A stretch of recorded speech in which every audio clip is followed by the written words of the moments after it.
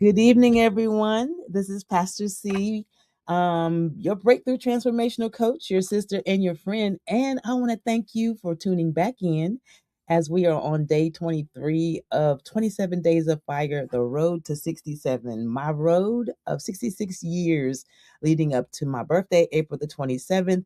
And thank you to everyone who's been watching, tuning in. I appreciate the comments. Even some of the texts and the emails that I received. Thank you all so much for being a part of my journey. I appreciate you. And listen, I told you yesterday that every night up until the 27th, starting yesterday, I want to give special shout outs to people who have really, really been a part of my growth. And so I want to honor some people tonight because there are some people in my life who didn't just watch me grow.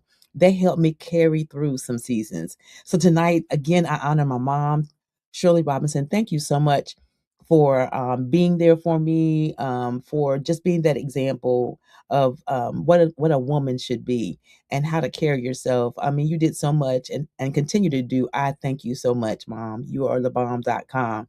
To my dad, thank you for the strictness and the disciplines that you brought into my life. Didn't understand it then. I understand it now. I needed that. To my husband, my Prince Charming, babe, thank you so much for loving me, for supporting me, and for sharing your life with me. I could say so much more, but you're the one, right? The only one, right? To my children, Trey and Kiana, thank you. You are my blessings here in this earth. I appreciate both of you. To the Parker family, thank you so much for accepting me into the family and for being aunts and uncles and cousins to me and really showing the love. I really appreciate you. To my siblings, I have 12 brothers and sisters. Two of them have gone on to be with the Lord, but I thank you so much for being there for me, especially Todd and Robin. Thank you for traveling miles to be parts of my celebrations, my book launches. You all are great, and I appreciate you. Jody and Gigi, thank you for supporting me and my platform, Cycle Breakers for Life. I appreciate you for being there with me, coming on the lives. Jody, thank you for traveling, being in the conferences, just being there to support. To my cousin Vaughn, girl, you are the bomb.com. You are more than a cousin. You are my sister cousin, right? Thank you. She is everything Cycle Breakers for Life. Any book, any workshop, any masterclass, she wants to be in on it. And I appreciate that. Thank you for that zeal. And to Joe and Tim Phifer. Tim has gone on to be with the Lord, but the Phifer family as a whole, thank you all so much. You all have been a blessing. Happy that I married into this family. You all have loved me, and I appreciate you. Joe and Tim, especially. Tim has gone on to be with the Lord, like I said. Yaki, but Joe, they really helped to smooth or lead the way into the family, Pfeiffer family, and I appreciate you all. Listen, if I start calling names, Essence, I can't forget Essence. She's my niece, but she's also like a daughter. Always there if I need her. Pops up, helps me with balloon decor, everything I need. She's always there, and I appreciate you. But if I start calling names, I might be here all night. But you know who you are, and I just want to say thank you for every prayer and every call, every moment that you showed up for me, because nobody walks through life alone. And I don't take that for granted. I really don't. So I'm going to share my memory for tonight. Tag somebody, let them know that Pastor C is on day 23 of her memories, and share it with a friend, a family member, a church member, another cycle breaker. But I'm going to share a memory now, right? So this memory right here is a moment that I had to face something, something that had been creeping up on me very quietly, and that was my weight. Okay, now people would say things to me like, "Oh, you're tall. You carry your weight so well." I mean, they would say it a lot, right? But what they were really saying was, "Your weight gain is showing," right?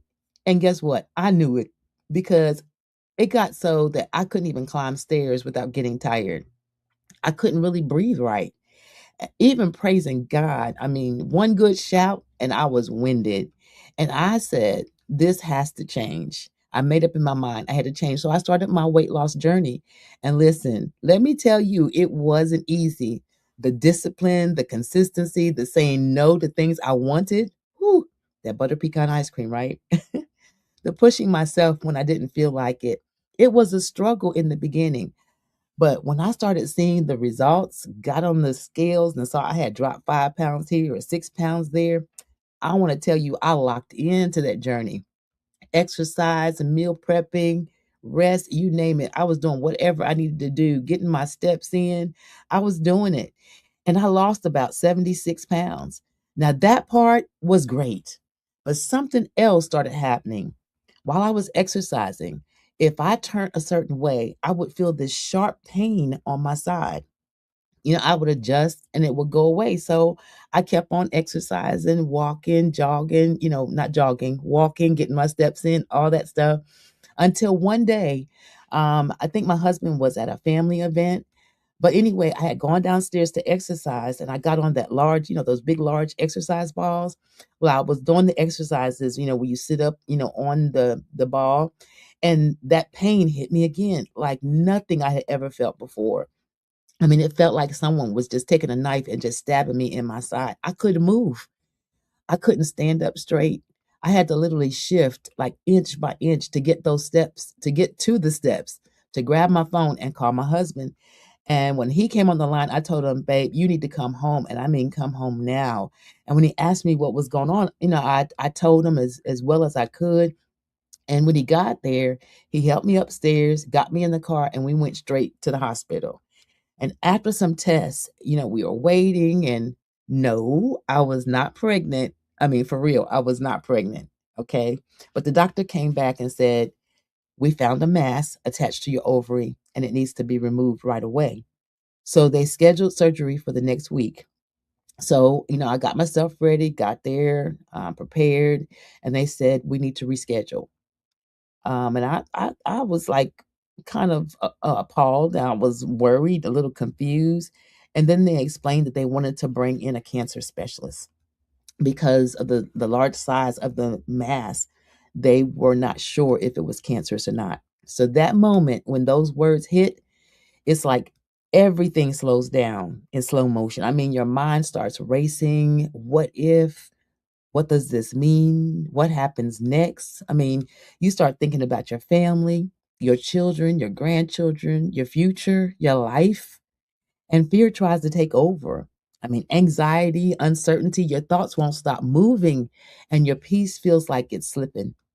And when I got home, my head was full of thoughts. I mean, all the doubts, all the worries, all the anxieties. I'm not ashamed to say it because that's an experience. Unless you go through it, you just don't understand that fight, that mental fight. And I found myself rebuking thoughts, putting things under the blood, quoting scriptures. But there was one thought that I responded to, and that was the thought that said, you need to call some prayer warriors. So immediately I called my mom and my brother Todd, and he put the prayer request on his church prayer request, my mom, hers, my church on their prayer request list, my friends, my best friend Dee, I called her. She put it on their prayer list, and I said to them, please pray. And I knew they were praying because something really shifted in me. I could feel it. I went from anxiety to assurance, from stress to surrender, and from what if to know better than no matter what, I believe God. And the day finally came for surgery. And they explained that the cancer specialist would remove the mass, they would test it, and my husband would know the results while I was in recovery. So when I came out of surgery, I was really loopy. You know how anesthesia does, right? So I was in and out, wasn't fully there, but I was aware enough to ask one question: was it cancer?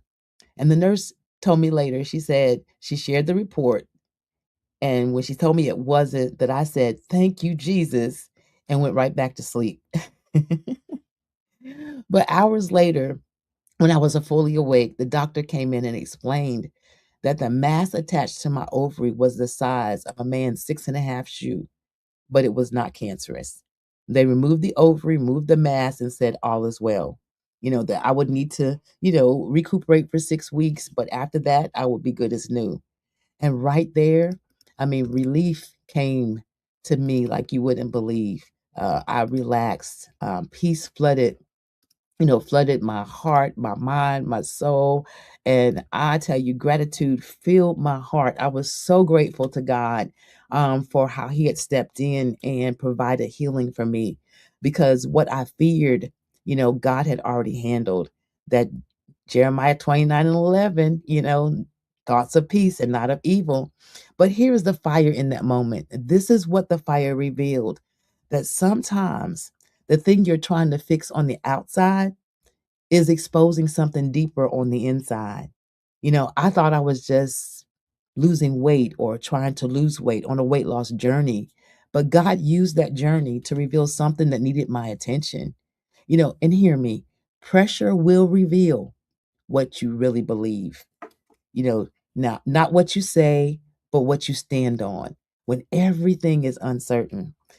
Isaiah 41:10 says, "Fear thou not, for I am with thee. Be not dismayed, for I am thy God. I will strengthen thee. Yea, I will help thee. Yea, I will uphold thee with the right hand of my righteousness." So let me ask you today, what has shown up in your life that forced you to face something deeper? Where has pressure exposed your fear, your faith, or your foundation? And I want to slow down right here, because this is not just a question. This is a moment. Because some of you listening, you're in it right now. You didn't plan for this. You didn't see this coming. And now you're trying to figure out how to hold yourself together while everything feels so uncertain. Your mind is racing, your heart is heavy, and the what ifs won't stop talking. And if you're honest, you've had moments where fear got louder than your faith. But hear me, right where you are, God is not waiting for you to be strong. He's inviting you to trust him while you're weak. You don't have to you don't have to have all the answers. You don't have to understand everything. You just have to decide which voice you're going to believe. Are you going to keep rehearsing the fear, or are you going to stand on what God said, even when you don't see how it's going to work out? Because this is where it shifts. Not when everything changes around you, but when something settles within you. When you make up in your mind that no matter what it looks like, no matter what it feels like, no matter what they say, I still believe God. And what voice do you respond to? Fear or faith?